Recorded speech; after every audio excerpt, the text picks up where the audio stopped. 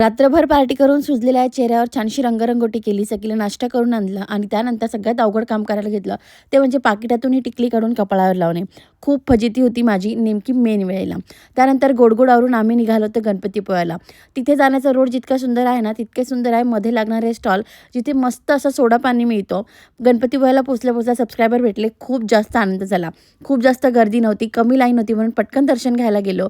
वाटेतच उंदीर मामा भेटले, त्यांच्यासोबत सेटिंग करून घेतली. छानशा दर्शन घेतलं. सखीला म्हटलं तू पण मागं उंदीर मामाकडे काहीतरी, तर तिला काही घेणं जाणं नाही, तिला फक्त पप्पा लागतो. गर्दी कमी होती, ऊन जरा जास्त होतं, पण दर्शन मात्र अतिशय छान झालं. त्यानंतर मस्त थाईचा आस्वाद घेऊन आम्ही आलो घरी. खूप काही शूट करताना आलं, पण दुसऱ्या दिवशी आल्या मी माझ्या कामाला लागली. प्रचंड असा घाम काढला. सकाळी व्यायामाने आणि दिवसभर माझे उरलेले शूट करून कष्ट करून.